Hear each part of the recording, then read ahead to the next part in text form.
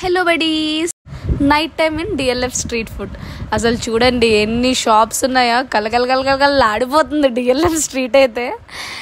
ఇంకా మేము అలా స్టార్ట్ అయ్యాం. నైట్ టైం అది యాక్చువల్లీ 11:30, 12 అరౌండ్. సో ఆ టైంలో కూడా అసలు 12 అనే లేదు టైం, అంతమంది జనాలు ఉన్నారు. సో స్టార్టింగ్ నుంచి చేసుకుంటే ఎన్నో షాప్స్, ఎన్నో స్టాల్స్ ఎన్నో ఉన్నాయి. ఇది మన టీసీఎస్ సినర్జీ పార్క్ ఉంది కదా, నాన్ సెజ్ క్యాంపస్ పక్క నుంచి స్టార్ట్ అయింది ఫుడ్. ఇంకా దానికన్నా ముందు నుంచే స్టార్ట్ అయిందిలే, అండర్ ద మూన్ అని చెప్పి అదంతా ఇప్పుడు కొత్తగా వచ్చినాయి. ఇంకా అలా పోతా ఉంటే చాలా స్టాల్స్ ఉన్నాయి.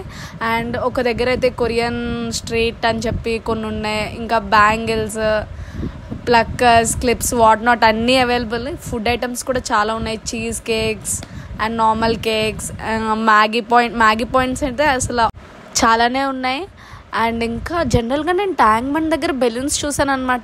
రెడ్ కలర్ బెలూన్స్ ఉంటాయి చూడండి, లవ్ షేప్డ్ బెలూన్స్. అవి డిఎల్ఎఫ్లో కూడా ఉన్నాయి. నేను షాక్ అయ్యి, నేను ఒక్క నిమిషం ఈ ట్యాంక్ బండ్కి వచ్చానా డిఎల్ఎఫ్ స్ట్రీట్కి వచ్చానా అని చెప్పి.